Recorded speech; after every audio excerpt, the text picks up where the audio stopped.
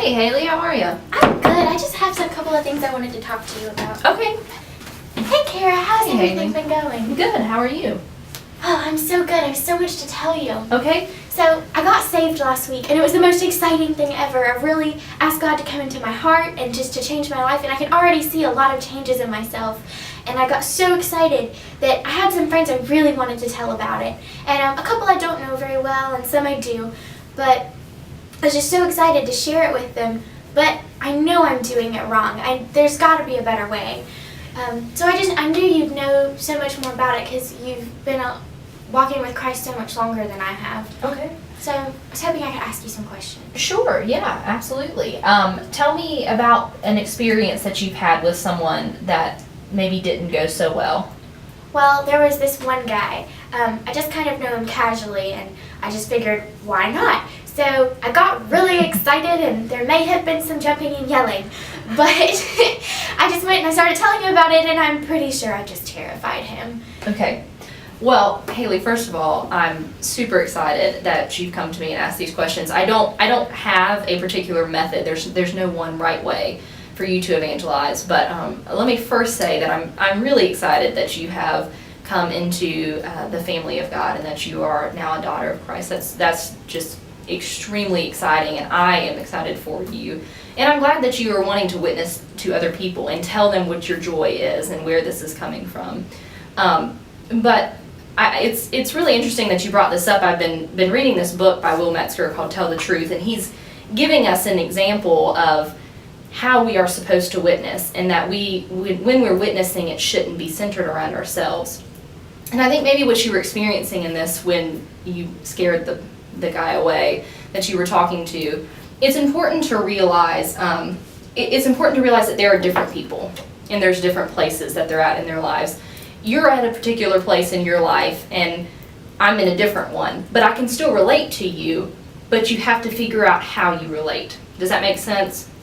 Mm-hmm. So it's you need to meet them where they are, okay? So when you scared this guy away, was he scared by your demeanor, do you think, or was it an overpowering, or? I think I may have just been a little too enthusiastic. Okay, so that's where it can come into play, because he doesn't know you at all. It was a stranger, is that right? Mm-hmm. Okay, well, let me tell you some of the notes that I've made from this book.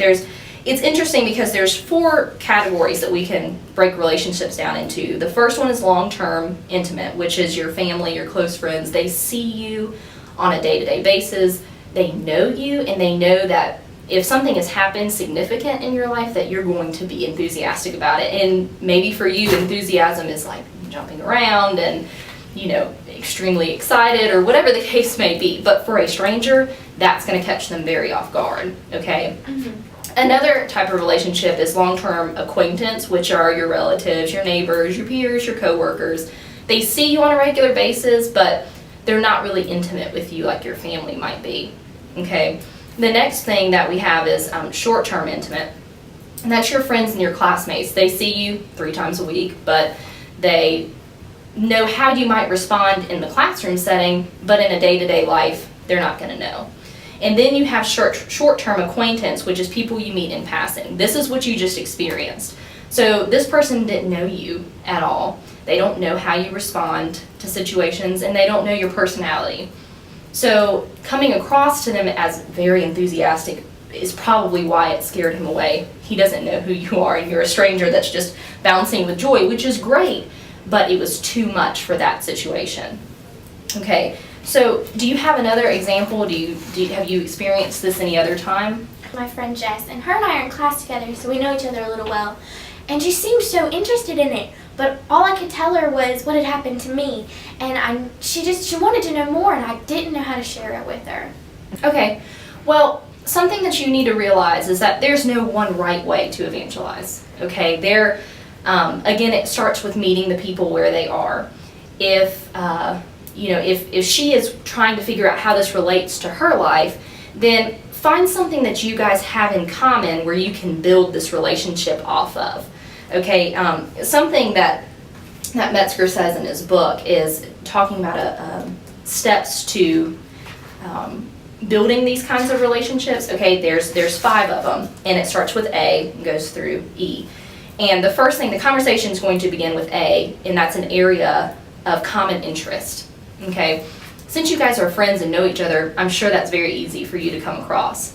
And the second one is B, which is immediate questions. So it doesn't need to be related to anything spiritual. Just ask why it is that she likes that, or where you guys differ maybe in some of your thoughts and views. And then your C is your abstract question, which is, why is man creative? So that's a question you could ask her, why does God do this? Or, why is it that you think this thing is made? Or what purpose does it serve? Tie this in to your belief in a certain way. And then the next one is going to be the explanation from your side, from a Christian's point of view. Okay, so you're going to explain to her, well, this is, the way that I think it's intended to be. Okay? And the last step is applying your theological beliefs. And for some people, you have to realize that they really might not get past step A or B.